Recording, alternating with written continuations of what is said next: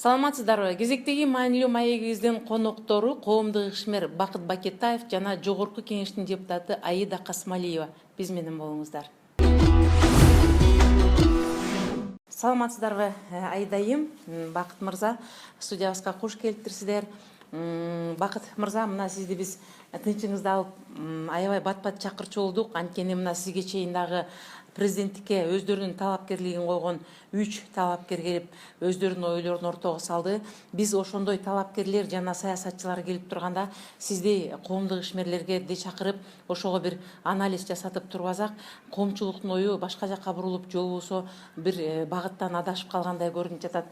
Ошон үчүн мына бүгүн сиздерди чакырганымдын себеби бүгүнкү күндө мына биз дагы деле бир 2 ай убакыт бардыгына карабай, коомчулукта азыртан эле талаш тартыштар, ар кандай ой пикирлер айтылып, бул жерде бир эле жөнөкөй гана өздөрүнүн ой пикирлерин айтпастан туура эмес маалыматтарды, ушак айыңдарды жана өлкө башчысына чейин бир туура эмес жалаларды жапкан нерселер айтылып жатат. Ошол боюнча бир коомчулукка түшүнүктүүрөөк болуш үчүн эң алгачкы сиз деген ушул президенттин партиясы, президент жетектеген партия, социал-демократтар партиясы талапкерлигин көрсөтүп жаткан Сооронбай Жээнбеков жөнүндө эмне үчүн ал кишинин талапкерлиги коюлду, чындыгында ал СДПКнын арасында жаштар деле бар эле, же болбосо башка бир тармакта бир эле ушул айыл чарба жана өнүгүү жакты карабастан башка бир жактарын караганда эле ар түрдүү кесиптеги талапкерлер бар эле. Эмне үчүн ошонун ичинен өлкө башчысы өз оюн билдирип, ошол Сооронбай Шариповичти тандап алышты? Ошол боюнча өз оюңузду айтып кетсеңиз. Биздин президентибиз Алмазбек Шаршеновичтин мүнөзүн, принциптерин элдин калың катмары билип калды.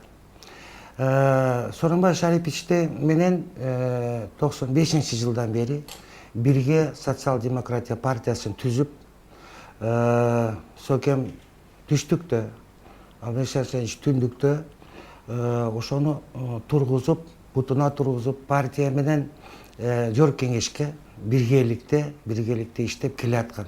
Ошон үчүн менин оюмча президент Атамбаев эң негизги принцип ушуга алдыга коюп, Сооронбай Шарипович Жээнбековди өзүнүн ордуна президентке талапкер катары өзү да коштоп, социал-демократ партиясы да мына ушу эң биринчи орунга ушуну коюшту деп ойлойм. Анткени чынында эле эл башкарыш үчүн, улут, калк башкарыш үчүн чынында эле абройлуу, инсандык ыйманы бар киши, токтоо, адамгерчиликтүү, айкөл деген түшүнүктөр бул баягы эзели эскирбес кыргыз элинин принциптерине таянып Сооронбай Шариповичти көрсөтүп атат социал-демократтар. Менин оюмча бүгүнкү күндө биздин элибиз, коомубуз мынакей 25 жылда эмне деген революциялык кайрылыштарда, бурулуштарда мына келип жатабыз. Менин оюмча бүгүнкү күндө ушул революциялык айлампаны эволюцияга айлантыш үчүн биздин элибизге, жерибизге, мамлекетибиз, коомубузга дагы бир 6 жыл мындай түз жолго чыгып алсак, ошондо революциячыл айлампадан биз жакшы бир эволюция жолуна түшүп, биздин элибизге, экономикабызга, бүт баягы чөйрөгө жакшы бир мындай комфорттуу бир өбөлгө түзүлөт окшойт деп ойлойм да. Ошон үчүн бүгүнкү күндө чынында эле Сооронбай Шариповичтин талапкерлиги чынында эле биздин элибиз мынакей 25 жылда чынында эле бир чоң тажрыйбалуу саясий ариет топтолду. Ошон үчүн биздин элибизден айланса болот, арасында эмне деген ар бир айылда эмне деген өздөрүнүн политологдору бар. Ошон үчүн ар бир нерсени акыл өкчөп, калчап ой өкчөп дегендей элибизде дайыма мындай бир жакшы өзүнүн пикири билдирет деп окшойт дейм да. Сөзүңүзгө аралжы. Негизи бул жерде Сооронбай Шариповичтен башка дагы ошо президент болгусу келген, өзүнүн талапкерлигин койгусу келген Чыныбай Акунович ошол кишини деле көрсөтсө болбойт беле дегенибиз. Анткени деген алар бизнесмендер, алардын деген баягы кыргызча айтканда деген капшыттары толтура. Ошол эле Өмүрбек Бабанов. Ошол кишилерди мүмкүн президент жактап, колдоп берсе деген, алардын акчасы көп да, мүмкүн элге жардам берет эле. Сооронбай Шарипович бул киши деген буга чейин ушунчалык коррупциядан алыс болуп, таза иштеп келгендигине байланыштуу бул кишинин эч кандай бизнеси деле, ашыкча акчасы деле жок турбайбы? Эмне үчүн президент деген акчасы көптөрдү колдогон жок? Алар мүмкүн элге көбүрөөк жардам берет эле. Сооронбай Шарипович менен мен 15 жыл жогорку кеңеште бирге иштедим да. Ошондо аппаратта иштегендер биз баягы мындай жөнөкөй адамгерчиликтүү депутаттарды мына жөнөкөй эле кыска сөз менен атап койчу элек. Сооронбай Шарипович деп Соке деп койчу элек. Мына Дооронбек Садырбаев деле баардыгыбыз Доке деп койчу элек да. Бул баягы элдин жаңылбас пикири. Ошон үчүн Сокем жөнөкөйлүгү менен, адамгерчилиги менен айырмаланып турат да депутаттын арасында. Ошон үчүн ошол кезден бери бирге иштешип жүргөндөн кийин жалаң президент эмес, бүт социал-демократ партиясы жана көптөрү ошол Сооронбай Шариповичтин талапкерлигине сүйүнүп атат бүгүнкү күндө. Андан кийинки сөз сизде, Айдайым. Мына өлкө башчысы буга чейин бир нече жолу шайлоо боюнча өз пикирин билдиргенде эч кандай админ ресурс болбойт. Ушу биз административный ресурстарды колдонбойбуз. Бул жолкусунда чыныгы шайлоо болот деп айтты. Буга сиздин оюңуз кандай? Албетте мен колдойм. Негизинен өлкө башчысынын оозунан ушул сөздөр чыкканы абдан жакшы да. Себеби дегенде азыр мен аймактарды кыдырып жүрөм. Бизде чын эле бар да, мисалы үчүн чач ал десе баш ал дегендей эле, мисалы үчүн региондордо, аймактарда кээде административдик ресурс болбосун десе деле болуп кетет да. Ошолор үчүн жакшы белгиби деп ойлойм да. Мисалы үчүн өлкө бийлиги, анан башында турган адамдар административдик ресурска жол жок деген бул жакшы бир мындай месседж да. Анан негизинен албетте административдик ресурс болбош керек. Көп айтып жатышат азыр КСДПда абдан административдик ресурс көп болот, ал колдонот деп оппоненттер дагы айтып жатышат. Негизи мен бир нерсеге көңүл бургум келет. Себеби дегенде коалиция бар. Мисалы үчүн айыл өкмөтү бир ишкананын башчысы сөзсүз эле КСДПнын адамы эмес да. Ал жерде ар кандай адамдар, ар кайсы партиянын адамдары. Азыр мындай Акаев учурунда же Бакиев учурунда бир бетке айтуу болбойт да. Административдик ресурс абдан колдонулат депчи. Бирок биз ошол көрөрмандарга дагы, ошол жерлердеги аймактагы мындай жергиликтүү бийлик башчыларына дагы кайрылып кетем. Негизи административдик ресурсту колдонбошу керек деп жаткандан кийин ошондой эле болуш керек да. Биз ошол таза шайлоого кадам жасашыбыз керек, аракеттенишибиз керек. Сөзүңүзгө аралжы, сиз жогоруда айтып өттүңүз, биз жерлерди кыдырып шайлоочулар менен биз силерди шайлаган ушу жарандар менен кезигип, алардын көйгөйлөрүн угуп жатабыз деп. Мына мисалы үчүн премьер-министр ошол өзүнүн кандидатурасын ачык коюп ЦИКка катталгандан кийин ал өзүнүн кызматтык ордунан кетиш керек, пайдаланбаш керек. Ага карабастан депутаттар бүгүн иштеп эле, өздөрүнүн ишин улантып эле, жерлерди кыдырышып, эл менен жолугушуп жүрүшөт да. Бүгүн болсо бизде 50дөн ашык, бүгүн мына мен жаңы эле уктум, акыркы статистика боюнча 59 киши президенттикке өзүнүн талапкерлигин койду. Ушуну кандай түшүнсө болот? Ошо депутаттар жерлерди кыдырып жүргөндө ошол өздөрүнүн кандидаттарына добуш топтоп же болбосо элди бир ар кайсы жактарга, нуктарга буруп жаткан жокпу? Сиз өзүңүз кыдырып жүргөн киши катары ошол жөнүндө айтсаңыз. Чынын айтсак, азыр агитация жана үгүт айы баштала элек, бирок даярдыктар жүрүп жатат. Биз аны моюнга алышыбыз керек. Ар бир партиянын мүчөсү өзүнүн талапкерлигин камчысын чаап, жерлерде даярдык көрүп жатат десек болот да. Биз аны моюнга алышыбыз керек. Сиз айтып жатасыз, жана 50дөн ашык 59 болду кече катталды. Өткөн шайлоодо 80ге жеткен экен. Негизи бир ушул шайлоодо бир өзгөчөлүктөр бар, жакшы тенденциялар бар да. Мен байкасам, ушул шайлоодо Бакыт мырза айткандай биз жанагы революциянын айлампасынан чыгууга мүмкүнчүлүк алып жатабыз да, талапкерлер башка. Анан өзүңүз байкасаңыз, жанагы убактылуу өкмөттүн мүчөлөрүнөн бирөө дагы мындай калган жок да. Эми акыркысы азыркы кетип жаткан президент, бийлигин тапшырып жаткан президент болуп атат да. Андан тышкары азыр 25 жыл ичинде ичибизде кайнап чыккан талапкерлер болуп жатат. Анан көп айтып жатышат, аябай баркын кетирип жатышат 50 адам. 50 адам эми чыкты, бирок жана 1 миллион деген бар, анан аз эле калат. Негизи мындай жаңы адамдар чыгып атат десек болот да, жаңы форматтагы талапкерлер чыгып жатат. Жана эң кызыктуусу баарынын шансы бирдей да азырчы. Ошондуктан бул шайлоо абдан кызыктуу. 30 000 кол чогултуу керек жана миллион сомду төлөш керек, төлөш керек. Бакыт мырза, андан кийинки суроом сизде. Мисалы үчүн сиз буга чейин ушу серепчи катары, политолог катары же болбосо жөнөкөй эле коомдук ишкер катары деле көбүнчө ушу биздин массалык маалымат жагына жакын болуп, өлкө абалы боюнча, жалпы эле негизги саясий абал боюнча көп өзүңүздүн ойлоруңузду айтып келесиз. Мен сизден сурайын деген, мен билишимче башында сиз өлкө башчысын сындап да жүрдүңүз, кемчиликтерин да айтып жүрдүңүз. Ачык эле ортодо бир калыпта келе жатасыз да, ага кемчилигин дагы айтып, жакшы тарабын дагы айтып. Мына жакында 2 айдан кийин ал кишинин өзүнүн срогу бүтүп, президенттикке тикти ынтымак ырыс менен эле жакшынакай эле тынч эле өткөрүп берип, бул дагы бир жолу ошо өлкө башчысын өлкөдө стабилдүүлүк болуш керек деген жакшы позициясын бир болуш керек. Ал киши кетип жатат. Бул жөнүндө өзү да ачык айтып жатат.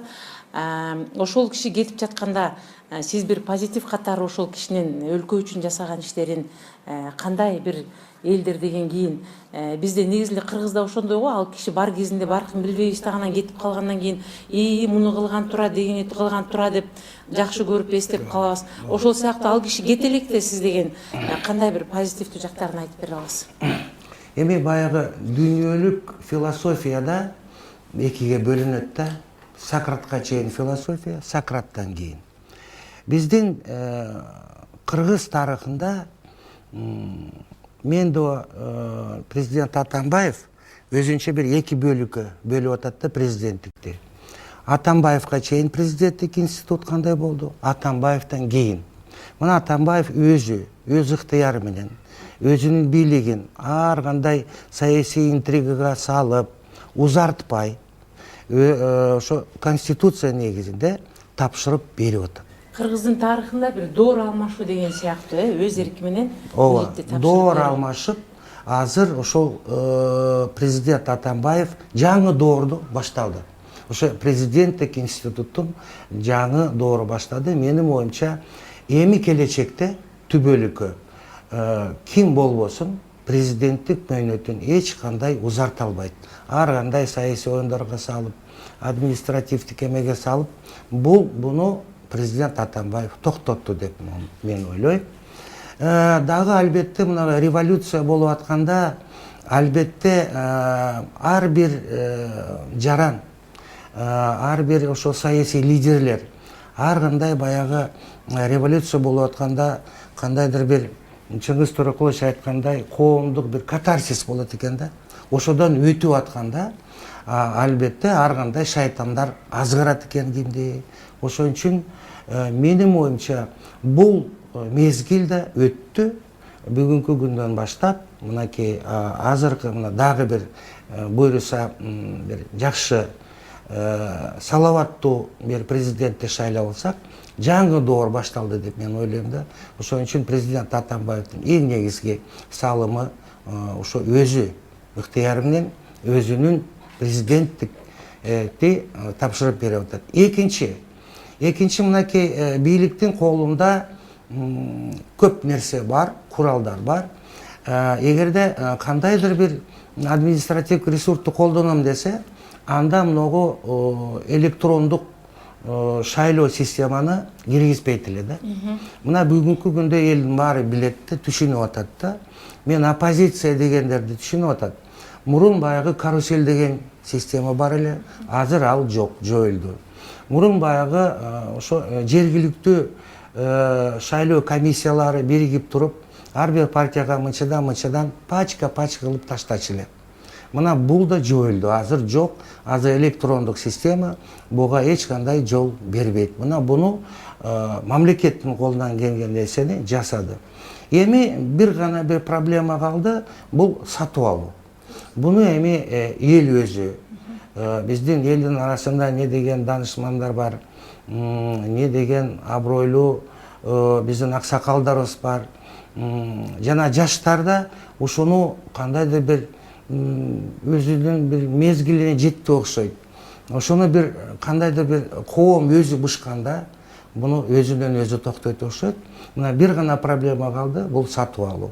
Буну деле менин оюмча бул сапар аз болот окшойт деп ойлойм. Элдин аң сезими өзгөрдү, бул боюнча. Элдин аң сезими, эл 25 жылда азыр көптөгөн бир саясий капитал топтоп алды элибиз. Элдин калың катмарында азыр бүт түшүнүктөр мындай ирети менен келип, эл түшүнүп калды азыр. Биздин эл башчыбызды, ажообузду чын жүрөктөн ыймандуу кишини тандап алсак, коомго да, элге да, бүт чөйрөгө өзүнүн жакшы мындай бир салымын келтире алат деп ойлойм. Мисалы, мурда иштеп кеткен премьер-министрлер, алар өздөрүнүн иштери боюнча массалык маалыматтан кенен жарыялап, ал жөнүндө эл билип турчу да, кайда барды, эмне кылды, мектеп ачтыбы, бала бакча ачтыбы. Бул Сооронбаев Жээнбековдун бул кишинин бир өзүнүн мүнөзү бар экен. Келгенде эле бул киши деген госканалдардан көрсөтпөсүн, кайда жүрөт, эмне иш кылып жүрөт, эч кандай элге пиардын кереги жок деген нерсени айтып, биз менен деле тыгыз байланыштуу иштешкен жок. Ал киши дайыма эле бизге ал жөнүндө мындай бир маалымат жетишсиз болуп турду да. Элге мындай карасаң, ошол өзүнүн ишин көрсөткөн киши да жакпайт. Ал эми бүгүнкү күн деген ошол Сооронбай Шарипович ошол жерде премьер-министр болуп отурганда эмне иш кылды, биз көргөн жокпуз деген дагы ойлорун айтып жатышат. Ошон үчүн кантип элге өзү жасаган кызматты көрсөтүп, жана сиз жогоруда айтып атпайсызбы, эл деген акчага сатылбай, өзү деген жүрөгүнөн тандаган кишисин ошого добуш бериш керек деп. Жүрөгүнөн тиги кишини тандайын десе, анын деген бул жасаган иштерин деген көрбөй калды да, ал өзү бизге деген тоскоолдук кылып койду, мени көрсөтпөгүлө, мен жөн гана иш жүзүндө көрсөтүшүм керек деп. Биз буну кантип коомчулукка жеткиребиз? Эми Сокемдин касиети бар да, бул баягы Шарип аке атасынан алган таалим тарбиясы бар. Бул жөнөкөйлүк, орусча айтат, скромный коммунист. Ошон үчүн өзүнүн баягы пиарын ойлобой, эң негизги өзүнүн салымын, эффективдүүлүгүнө ошо 95 жылдан бери ошол жогорку кеңеште иштеп, 3 жолу депутат болуп келаткан, ошондон бери эле баягы өзүнүн пиарын жасабай эле эл үчүн мыйзамдуу, таза иштегенге аракет кылып жүргөн деген инсан дейм да. Ошон үчүн көп нерселер албетте элге азыр баягы эл билбейт, бирок менин оюмча мына штаб түзүлдү. Азыр Сооронбай Шарипович тапшыргандан кийин ошондо бүт болгон иштерин штабтарына, силерге кайрылып айтып берет. Анткени элге бүгүнкү күндө баягы шаардана айтып, элге өзүнүн жетишкендигин айтыш, бул өзүнчө бир мактанчактык болуп калат да. Ошон үчүн Сооронбай Шариповичти жанында жүргөн пикирлештер, партиялаштар, ошолор элге айтып, кандай бизге элибиз үчүн, жерибиз, мамлекетибиз үчүн жай баракат иштеп, бирок алдыга жылдырып аткан элге билгизет окшойт деп ойлойм. Мен кошумчалап койсомбу, негизи айтып атпайсызбы, жана эл абдан тажап калган экен да, улам эле ашыкча пиарданчы. Анан билбейт деп жатпайсызбы? Менимче билишет баары элечи. Анан ушул жылы парламенттин алдында отчет берип жатканда да байкалды, отчет башкача болду да. Себеби дегенде анын алдында жанагы эл аралык кандайдыр бир уюмдардын баасы берилип жатты. Жана ошол отчетко карасаң башкача түзүлгөн да. Анан жерлерде деле баары эле, мисалы үчүн Сооронбай Шарипович боюнча мен бир нерсени байкадым. Эч мындай жаман ой жок да, анын жаман иштери боюнчачы эч жок. Баары эле чарбачыл иштейт жана эч качан мактанбайт деген пикирди айтып жатышат. Бул суроом эки жакка тең эле бирдей. Бакыт байке, же сиз жооп бересизби? Бул жерде жаш тууралуу да коомчулукта азыр талкуу болуп жатат. Эмне үчүн жаш президент эмес, жашы деген 60ка келип калган, эмне үчүн жаштардан чыкпай жатат депчи. Азыр деген биздин өлкө бир кичине жакшы телчиге албай, бир эмес эки революцияны башыбыздан өткөрүп, баягы сүткө оозубуз күйүп, айранды үйлөп ичип жаткан учурубуз болуп жатат. Бизге ушул учурда азыр бир 35-40 жаштагы жаш президент келип, бизге керекпи ошондой президенттен, элдин кичине бир мындай бир чачырандуу болуп турган маалыбызда, же ошондой жаш президент алып кетет беле биздин өлкөнү жакшы тарапка? Элде азыр өзүнчө бир саясий тажрыйбалуу бир арият пайда болду. Мисалы мен Таласка бала чакам менен баратканда бир жолу барсам бир бүркүткө окшогон бир шопур келип, байке мен сизди жеткирем, 1 саат 2 саатта жеткирем деди. Анан жанында башка орто жашап калган шопур айтты, мен секин силерди 6-5 саатта жеткирем деди. Ошондо мен да бала чакамды айтып, бияка эле отурайлы деп, жай баракат эле жетели. Анан кийин 1-2 саатта жеткенде аз бүгүнкү күндө жаштардын түшүнүгү ошондой, бат эле баарын бүтүрүп жиберсек деп ойлошот. ооба, жаштарда албетте мына романтика бар, максимализм бар. Буну эми кичинекей бир коллективде кылса болот. Анан чоң мамлекет, калдайган эл турат 6 миллион. Ошонун кандай гана чөйрөлөрү бар, жаштары бар, пенсионерлери бар, жана башкалары бар. Ошону жай баракат, комфорттуу бир эме түзүп, элге мындай бир жакшы өбөлгө түзүп, эл өзүн багып кетет. Ошон үчүн токтоо. Президент болбосо бүгүнкү күндө геосаясий акыбал дүйнөдө өтө кыйын. Ошон үчүн ушудан кичине алысыраак болгонго аракет жасасак деген мен оюм бар. Ошондо мамлекетибиз тынч болгондон кийин көп проблемалар бүгүнкү күндөгү чечилет деп ойлойм да. Айдайым, мен сизге акыркы суроом. Мына сиз жакында эле бардыңыз жогорку кеңешке. Көптөр айтып калат, мисалы үчүн кесиптешпиз, мынтип мен бүгүн эркин журналист болуп, кимдерге кандай кааласам сүйлөп, каяктан кулак чыгарсам өз эрким болуп, эркин сүйлөп жатам. Ал эми жогорку кеңешке барганда ушундай бир тыюулар болуп, ушундай бир алыс эки жака рамкадан чыкпаш керек деген бир тыюулар болот. Ашыкча сүйлөй албайсың, өзүң оюңду айта албайсың.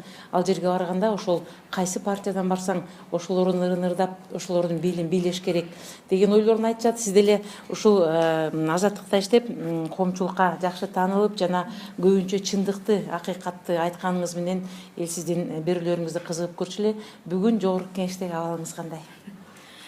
Жакшы суроо болуп атат. Негизи эле көп адам ушул суроону берет, бирок мен баргандан бери бир да жолу бир тапшырма, же бир да жолу ушуну айтышым керек, же чектөө болгон жок да. Баары таң калышат, эч кандай чектөө жок. Кээде мындай жөнөкөй сөз менен айтканда кырылышабыз да, аябай талкуулайбыз бир суроонучу, ошону деле трибунадан айтасың. Негизи ошол мени таң калтырды. Албетте партиянын өзүнүн бир линиясы болот, ошол менен кетесиң, кандайдыр бир маселелерди көтөрөбүз, мыйзамдарды тандап алабыз. Мен мисалы үчүн ошол жөлөк пулдар боюнча мыйзамды көтөрөбүз, мугалимдер боюнча, эми биз социал-демократтарбыз да. Бирок ошондой тыюу болгон жок. Эч оюңду ачык айтасың. Өзүм ичинде чектөө бар, себеби дегенде ал жерде жоопкерчилиги чоң, трибунанын жоопкерчилиги. Кандай сүйлөсөң да ал баардык элге жайылат, жана анын таасири чоң болот да. Ошондой жерлер бар. Буга чейинки сурооңузга да улап кетсем, бизде эмне үчүн жаш президент болбойт деп. Бизде конституция өзгөрдү, жаңы конституция боюнча биз премьерге көбүрөөк укуктарды берип жатабыз. Жана ошол премьер-министр сиз айткандай жашыраак, же болбосо реформатор болсо, менимче абдан жакшы бизде мындай саясий структура түзүлүп жатат да. Теңделет, абдан баланс болот да, жакшы. Бул жакта себеби дегенде көп укуктар премьер-министрге берилет. Азыр адамдар айтып атат, баары бир кыргыздын канында бар. Президентти эл шайлап аткандан кийин биз бийликти көбүрөөк президентке беребиз деген мындай менталитет бар депчи. Бирок биз ошону көрүшүбүз керек. Жаңы конституция кабыл алынды, ыйгарым укуктарды кеңейтилди, премьердики чын эле. Жана ошол жака жана реформатор бирөө келсе, анда менимче абдан Кыргызстан үчүн жакшы шарт түзүлөт да, өнүгүүгө. Чоң рахмат. Мүмкүн биз каалагандай болуп, президент улуу киши болсо, премьер-министр жаш болсо, ошону менен экөө кеңешип кескен бармак оорайт болуп, өлкөнү бир ушул абалдан алып чыгып кетет. Негизи эле мен ушул өлкөнүн абалы, өлкөнү ушул абалдан деген кечке эле биздин өзүбүздүн жарандар айта берген сөзгө каршымын, Бакыт мырза. Анткени биз бүгүн жаман жашап жаткан жокпуз. Биздин мамлекетте эң негизгиси тынчтык бар. Биз деген тынч уктап, эртең менен тынч турабыз.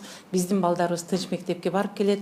Биз акыркы 2 революцияны көргөндөн кийин башкаларды айта албайм, энелер ошону эле каалап калдык, өлкөдө тынчтык болсо экен деп. Анан калса биз мына акыркы жылдары биздин мамлекетте абдан жакшы олуттуу нерселерди, тарыхый нерселерди, ошол эле көчмөндөр оюнун кечээ жанагы жакында болуп өткөн Алтай цивилизациясы форумун өткөргөнүбүз бул дагы бир олуттуу иштердин бири деп ойлойм. Маегиңиздерге чоң рахмат. Мындан ары дагы кызыктуу маселелер болсо бизге келип туруңуздар.